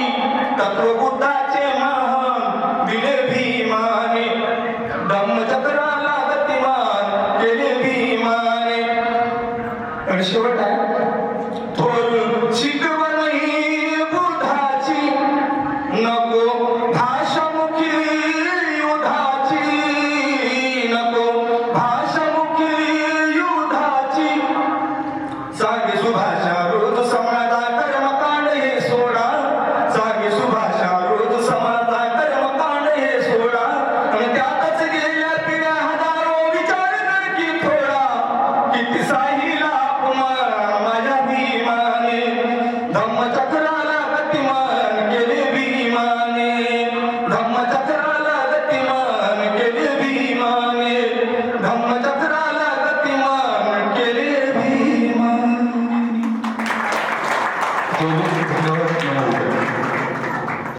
थोडीशी संधी दिली म्हणून सुद्धा आम्ही हे थोडं थोडं कार्य करत आहोत. मगाशी भंतेजींनी सांगितलं की आताच्या पिढीतले जे काही कार्यकर्ते आहेत, अध्यक्ष, उपाध्यक्ष, संघटक, सचिव, जे काही लोक आहेत हे दुसऱ्यांना संधी देत नाही आणि संधी न दिल्यामुळे दुसरा वर्ग चळवळ पुढे नेण्यासाठी तयार होतो. हा वर्ग आम्हाला तयार करायचा आहे आणि बाबासाहेबांचा बुद्धांचा विचार आम्हाला समोर न्यायचा आहे. बाबासाहेबांचा बुद्धांचा विचार होतंय. माझ्या मरणाच्या शेवटच्या श्वासापर्यंत जरी मी म्हणत असेल की मीच अध्यक्ष, तर कुठे काही उपयोगाचं नाही. का? कारण चळवळीमध्ये काम करणाऱ्या व्यक्तीला परिपूर्ण तयार होण्यासाठी किमान 10 वर्ष लागतात. म्हणजे त्याला चळवळ समजून घेण्यासाठी 10 वर्ष लागतात. आमचे अध्यक्ष मनस्वर पद सोडत नाही, दुसऱ्याला संधीच भेटत नाही आणि दुसऱ्याला संधी न भेटल्यामुळं कसा बसा कारभार हातात येतो आणि हातात कारभार आल्याच्या नंतर शिकता शिकता शिकता 10 वर्षे जातात आणि 10 वर्षामध्ये सगळं समाजाचं वाटोळ होऊन जाते. बरोबर नाही? म्हणून आम्ही आमच्या येणाऱ्या पिढीला संधी दिली पाहिजे, त्या पिढीला तयार केलं पाहिजे. चळवळ बाबासाहेबांची बुद्धांची खूप मोठी आहे. संत तुकडोजी महाराज म्हणतात की हाती न घेता तलवार बुद्ध राज्य करी जगावर, त्याची कारण एक प्रचार प्रभावशाली. म्हणजे आमचा प्रचार जर प्रभावशाली असेल तर बाबासाहेबांचं बुद्धांचं काम थोड्या वेळामध्ये झाल्याशिवाय राहणार नाही. मगाशी बऱ्याचशा वक्त्यांनी या ठिकाणी भंतेजींनी प्रवचन केलं, शाहिरांनी गाणं गायलं. त्या सगळ्यांच्या मध्ये मी एक गोष्ट घेतली की सातत्य खूप महत्वाचं असते. सातत्य खूप महत्वाचं असतो. काय? शेतकरी असतो आणि त्या शेतकऱ्याकडे एक 40 किलोचं बकरं असते आणि ते बकरं रोज तो शेतकरी शेतात घेऊन जातो. शेतात गेल्याच्या नंतर त्याचं खत पाणी करतो, जेवण पाणी त्याला देत राहते, काय असतं ते सगळं करतो आणि घरी घेऊन जातो. आता गावामध्ये 4 चोरं असतात. 4 चोरं रोज त्या बकऱ्याला पाहतात, त्या बकऱ्याच्या मालकाला पाहतात आणि एक दिवस विचार करतात की हे बकरं आता आपल्याला बळकवायचं. काय करायचं? हे बकरं याच्यापासून हिसकावायचं, परंतु याला कळालं सुद्धा नाही पाहिजे. मग हे प्लॅन करतात, त्यांचा प्लॅन तयार होतो. हा बकरेवाला बकरं सोडतो घरून. तुम्ही हातात काय चालवलंस? ते अरे माझं बकरं. आता ह्याचं हा बकरं आहे आणि मूर्ख झालाच नाही, बकरं नाही कुत्रं आहे.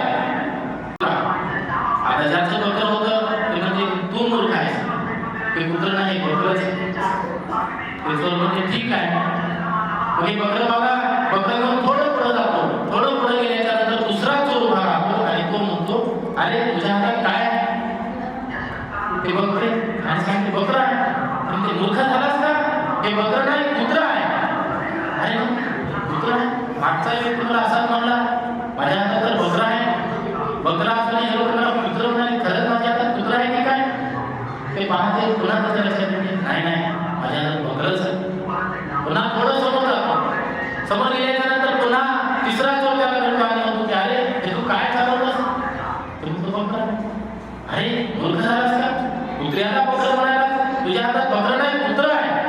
आता एक घाबरतो, त्याच्या अंगाला घाम. त्याला भीती वाटते, माझ्या हातात बकरं आहे आणि या बकऱ्याला हे लोक कुत्रं म्हणताय आणि एक नाही तिघं म्हणताय. म्हणजे बकरं आहे की भूत आहे असं त्याच्या मनामध्ये भीती निर्माण होते. आणि मग कसं तयार होऊन पुन्हा नाही नाही हे बकरंच आहे आणि बकरंच काय म्हणतो त्या बकऱ्याला खांद्यावर घेतो आणि पुन्हा निघतो शेताकडे जाण्यासाठी. आता थोडं समोर गेल्याच्या नंतर पुन्हा चौथा चोर त्याला दिसतो. चौथा चोर दिसल्याच्या नंतर त्याला असं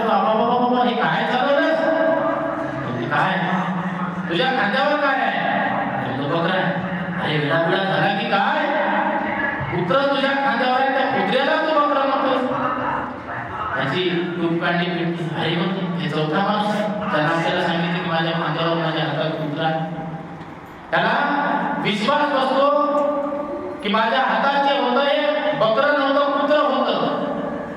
मी त्याला खांद्यावर घेतलं, खांद्यावर घेऊन इथपर्यंत आलो. पुढचा माणूस तो सुद्धा म्हणतो की हे बकरं नाही, कुत्र आहे. म्हणजे जे खरं आहे ते खोटं होतंय. कशामुळे होतंय? प्रचारामुळे. चार माणसं भेटली पण त्याला वेळात काढलं. का वेळात काढलं? कारण त्यांना ते बकरं ओळखवायचं होतं. त्याची बुद्धी काम करणार गेली. त्याला खरंच वाटलं डोळ्यावरचा विश्वास बसला गेला. त्याला ते बकरं दिसतंय पण लोक म्हणतात की ते घाबरते, अंगाला घाम येते आणि त्या बकऱ्याला उचलते, खाली फेकते आणि पळून जाते. पळून गेल्याच्या नंतर हे चोर त्या बकऱ्याला घेतात आणि घेऊन जातात. म्हणजे जसं तुकडोजी महाराज म्हणतात की हाती न घेता तलवार राज्य करी बुद्ध जगावर, त्याची प्रभावशाली प्रचार. म्हणजे आम्ही जर बुद्धाचा धर्म खरा आहे, बाबासाहेबांचा विचार खरा आहे, परंतु याचा प्रचार प्रसार प्रभावशाली नाही. का नाही? कारण भिक्खू संघ नाही. आता थोडेफार भिक्खू आहेत, एवढं मोठं पुणे आहे, पुण्यामध्ये 10-15 भिक्खू आहेत. भिक्खू का नाही? कारण आमचा समाज स्वार्थी झालाय. स्वार्थी का झाला? कारण बाबासाहेबांनी 40 वर्ष संघर्ष केल्यामुळे, संविधान दिल्यामुळे आम्हाला सुख समृद्धी पाहण्याची संधी मिळाली. आणि संधी मिळाली म्हणल्याच्या नंतर त्या संधीचं आम्ही सोनं केलं आणि सोनं केल्याच्या नंतर त्या सोन्याचा आम्ही उपयोग केला आणि उपयोग करून आज आम्ही आयदी झालो, स्वार्थी झालो. आम्हाला नको वाटते आमचा मुलगा भिक्खू व्हायला नको. आमच्या घरात बाबासाहेब जन्माला नाही आला पाहिजे, बाबासाहेब जन्माला आला पाहिजे पण ते आमच्या बाजूच्या घरात आला पाहिजे. बुद्धही जन्माला आला पाहिजे परंतु ते आमच्या घरात नाही, बाजूच्या घरात. ही जी मानसिकता आम्हाला बदलायची आहे. सगळ्यात महत्वाचं बुद्ध धम्माने शिकवण्यासाठी मॉनिटरी किंवा ट्रेनिंग सेंटर महत्वाचं आहे. मध्यदिनचा आमचा विचार आहे की या ठिकाणी खूप चांगली जागा आहे, लोकेशन चांगलं आहे. येणाऱ्या काळामध्ये पुणे जिल्ह्याला बुद्ध आणि धम्म चांगल्या प्रकारे शिकवण्याचं काम. बुद्धाचा धर्म आम्हाला जशी स्वानुशासनाची शिकवण देते, स्वतःला नियंत्रित ठेवण्याची शिकवण देते, स्वतःला नैतिकता शिकता ही ट्रेनिंग देण्याचं काम आम्ही या ठिकाणी करणार आहोत. आपल्या सर्वांची मदत आम्हाला आवश्यक आहे. आपल्या सर्वांची आम्हाला मदत आवश्यक आहे. बाबासाहेबांचं स्वप्न होते की या देशाला आम्हाला भारत हा जो काही आहे हा बुद्धमय करायचा आहे आणि बुद्धमय जर भारत करायचा असेल तर आमच्या प्रत्येक व्यक्तीला ट्रेनिंग असणं गरजेचं आहे. बुद्ध आणि त्यांचा धर्म हा ग्रंथ त्याच्या नसानसामध्ये किंवा बुद्धाची जी काही शिकवण आहे त्याच्या नसानसामध्ये असणं गरजेचं आहे. आता आम्ही आमच्या समाजामध्ये पाहतो 5% लोक परिपूर्ण आहे आणि साधारण पंचशिलाचा जर आम्ही कोणाला विचार सांगितला किंवा त्याला सांग म्हणलं पंचशिलाचा अर्थ काय होतो त्यांनी समजत नाही. म्हणजे आज घडीला आम्हाला धम्म पेरण्याची खूप गरज आहे. तुम्ही पाहिलं असेल सध्याचं भारताचं वातावरण काय, बुद्धाला सुद्धा लोक विष्णूचा अवतार म्हणत आहे. पूर्वीच्या काळामध्ये ज्या ब्राह्मणांनी बुद्धाला विरोध केला, बुद्धाचा चेहरा पाहणं हे त्या ब्राह्मणांसाठी पाप होतं, ते लोक आज बुद्धाला काय करत आहेत, कवटाळून करत आहेत. म्हणजे त्याची परिस्थिती आम्ही पाहतो. ही परिस्थिती पाहिल्याच्या नंतर बुद्धाचा विचार आमच्यामध्ये असणं गरजेचं आहे. आम्ही परिपूर्णपणे बौद्ध होणं गरजेचं आहे. आम्ही स्वतःला बौद्ध म्हणतो परंतु आम्ही अजून सुद्धा बौद्ध झालेलो नाही. हे सगळं काम आम्हाला या ठिकाणी करायचं आहे. हे काम आम्ही करणार आहेत, हे काम तुम्ही सुद्धा करणार आहात. आम्ही एक माध्यम आहोत, आमच्या माध्यमातून हे काम होणार आहे. तुमच्या सगळ्यांची साथ सहकार्य आभारी व्हाल आणि या पुणे जिल्ह्याला बौद्धमय करण्याचं एक छोटंसं पाऊल आपण सर्वजण करून टाकूया. जशी आम्हाला या कार्यक्रमासाठी मेश्राम साहेबांनी व त्यांच्या संघाने मदत केली. मेश्राम साहेबांना मी फोन केला, मेश्राम साहेब असा आमचा कार्यक्रम आहे आणि आमच्या बिहारमध्ये मॅट आम्हाला पाहिजे, ते तुम्ही तुमच्या संघाच्या दानातून आम्हाला द्या. मेश्राम साहेब म्हणजे ठीक आहे, म्हणजे तुम्ही जा खरेदी करा, जे काही त्याचं बिल होईल ते आम्ही देऊ. काल आम्ही या मॅट आणले, मॅटचं बिल झालं 15,300 रुपये. म्हणजे आमच्या समाजामध्ये आम्ही आम्ही काम करतो आणि काम करत असताना एखादी अडचण जर आम्हाला भासली आणि ती अडचण जर आम्ही आमच्या समाजाला सांगितली तर समाजाने ती अडचण भागवली पाहिजे. ती जर अडचण नाही भागली तर हे काम इथंच ठप्प होईल आणि हे काम जर ठप्प झालं तर बाबासाहेबांची चळवळ, बाबासाहेबांचा विचार हा भारत बौद्धमय होण्याचं काम इथंच थांबलं जाईल. म्हणून प्रत्येकानं बाबासाहेबांनी जसं सांगितलं की आपल्या कमाईतला 20वा हिस्सा हा आपण समाजाच्या परिवर्तनासाठी खर्च केला पाहिजे. बाबासाहेबांची एक सभा होती आणि त्या सभेला बाबासाहेबांच्या कमी व्हायचं असेल तर तिकीट खरेदी करावं लागेल. बाबासाहेबांच्या सभेमध्ये जाण्यासाठी सुद्धा बाबासाहेबांचे कार्यकर्ते तिकीट घ्यायचे. का घ्यायचे? एक कार्यक्रम व्हायचा, कार्यक्रम संपल्याच्या नंतर तो कार्यक्रम असायचा थैली अर्पण कार्यक्रम. म्हणजे बाबासाहेब ज्या ज्या ठिकाणी जायचे त्या त्या ठिकाणी गेल्याच्या नंतर बाबासाहेबांचं भाषण झाल्याच्या नंतर ती जी काही आयोजित समिती असायची ती थैली अर्पण म्हणजे त्या थैलीमध्ये पैसे गोळा करून बाबासाहेबांना ही चळवळ पुढे नेण्यासाठी मदत करायची. आता आमच्याकडे बाबासाहेबांच्या पुण्याने खूप काही आले. आमच्याकडे 15,000च्या वर मोबाईल आहे, कोणाकडे आयफोन आहे, कोणाकडे 1.5 लाखाचा फोन आहे. आता बंदेजी म्हणतात आम्हाला आयफोन घ्यायचा, चांगली चांगली व्हिडिओ बनवायची. म्हणजे बाबासाहेबांची पुण्याई आहे. आज आमच्याकडे जो मोबाईल आहे, आमच्या पायामध्ये चप्पल आहे, आमच्याकडे घड्याळ आहे, आमच्याकडे शर्ट आहे, आमच्याकडे पॅन्ट आहे, आमच्याकडे फिरण्यासाठी 2 व्हीलर आहे, आमच्याकडे फिरण्यासाठी 4 व्हीलर आहे. सगळे काही साधनं आमच्याकडे कोणाला आहे? फक्त आणि फक्त बाबासाहेबांना. आमच्या मोबाईलमध्ये जिओचं सिम आहे, त्या जिओच्या सिम मध्ये आम्ही महिन्याला रिचार्ज करतो. कितीचं? 350 रुपयाचं. किंवा आम्हाला कधीच आम्हाला विचारत नाही. विचारतो का? याची बायको मात्र तिकडून दुधाचं इकडं जाऊन दुधाचं गुणगान गाते.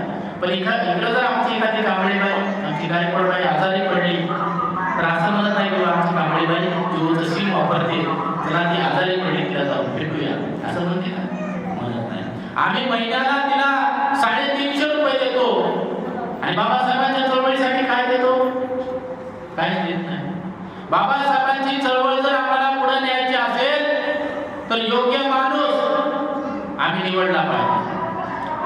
योग्य माणूस निवडल्याच्या नंतर त्याला मदत आम्ही केली पाहिजे आणि ती मदत झाल्याच्या नंतर बाबासाहेबांचं जे काही स्वप्न आहे ते पूर्ण होण्याचं काम होणार. आता या ठिकाणी छान विहार आहे. आमचे भूषण शिंदे आहेत, विहाराची जी काही कमिटी आहे, गावातले शिंदे जे काही परिवार आहेत ते सुद्धा आम्हाला चांगल्या प्रकारे सहकार्य करतात. या ठिकाणी येणाऱ्या काळामध्ये एक ट्रेनिंग सेंटर म्हणून आपण काम करणार आहोत.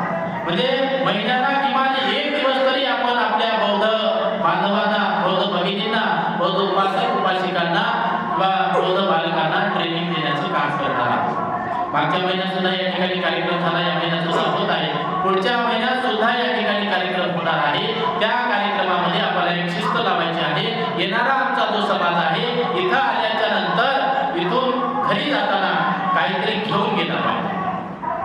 आता मगाशी सांगितलं बंदेजीने की आता प्रवचन झालं, सगळेजण चर्चा करतील, बंदेजी छान बोलले, बंदेजी सारखं कोणीच बोललं नाही, ते बंदेजी असे बोलले, ते बंदेजी तसे बोलले, काल विसरून गेले, आहे ना. पण पुढच्या वेळेस आपल्याला अशी तयारी करायची आहे की बुद्धाचं जे काही तत्वज्ञान आहे हे तत्वज्ञान आमच्या ओटीमध्ये पडल्याच्या नंतर त्याचा फायदा आम्हाला झाला पाहिजे. फायदा कसा झाला पाहिजे? आमच्यामध्ये बदल झाला पाहिजे.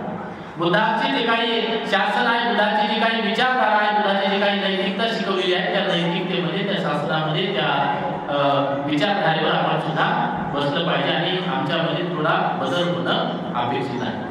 मग मी सांगितलं की जसा प्रचार असेल तसं वातावरण तयार होते. आम्ही जर आमच्यामध्ये बदल केला, आमची शिस्त जर आमच्या शेजारच्या समाजाला दिसली तर शेजारचा समाज विचार करेल की आहे याच्यामध्ये बदल झाला. देशाचे जे काही मित्र असतात, बदमाश असतात, दारुडे असतात, व्यभिचारी असतात, नाचगाणी पाहणारे असतात, परंतु त्या यशात नृत्य बघायचा एवढा बदमाश हे जर बदलू शकतो तर आम्ही का बदलू शकणार नाही असं त्या 4 मित्रांनी विचार आकर्षित होतील तर ते नक्कीच आमचा बौद्ध स्वीकारतील. मागच्या या 2-3 दिवसापूर्वी धनगर बंजारा समाजाने एक घोषणा केली की आम्हाला जर आरक्षण नाही भेटलं तर आरक्षण घेण्यासाठी आपण बौद्ध धर्माचा स्वीकार. म्हणजे खूप मोठी क्रांती आहे. बाबासाहेबांचा फोटो घेऊन रस्त्यावर उतरत आहे, ही खूप मोठी क्रांती आहे. या क्रांतीला साथ घालण्याचं काम पुन्हा आम्हाला करायचं आहे. ही क्रांती पुढे नेण्याचं काम पुन्हा आम्हाला करायचं आहे. या कार्यक्रमासाठी आपण सर्वजण उपस्थित झालात, उपस्थित राहून या कार्यक्रमाची आपण सर्वांनी शोभा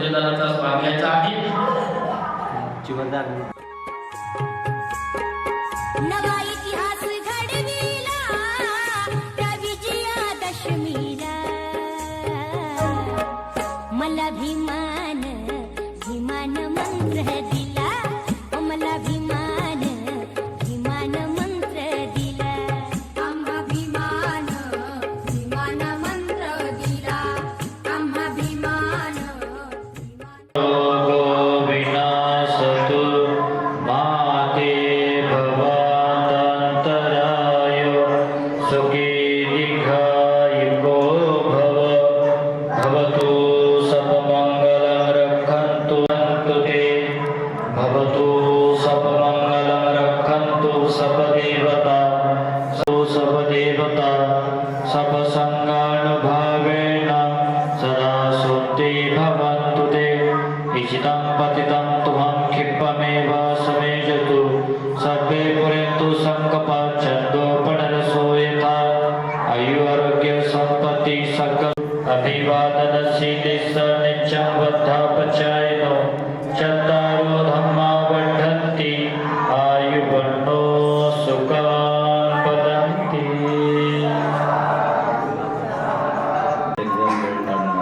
सर्वजण अगदी लाभून आला. अगदी आपल्या सर्वांची श्रद्धा आहे म्हणून आपण त्रास जरी झाला असेल, कष्ट जरी झाले असेल, तर त्या श्रद्धेच्या बलामुळे आपण सर्वजण इथं पोहोचला आणि यामुळे आपल्या सर्वांच्याच कीर्तनमुळे वाढेगा टिपू संघ आपल्या सर्वांनाच मंगलकामना व्यक्त करीत आहे. सर्वांचं मंगल, सर्वांचं कल्याण. नमस्कार.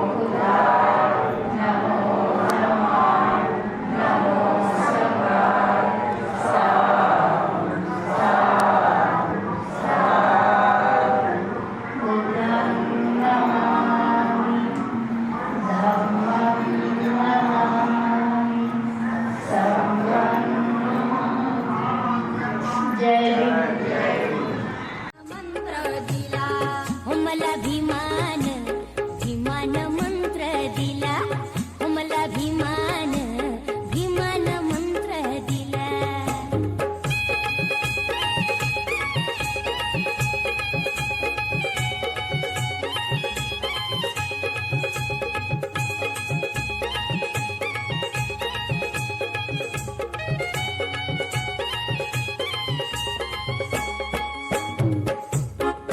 आकाशाला ही धरणी म्हणाली, जनता भीमाची तेजात न्हाली. आकाशाला ही धरणी म्हणाली, जनता भीमाची तेजात न्हाली. झाला भारत हा भाग्यशाली, भाग्यशाली. बोधिसत्वान बुद्धाचा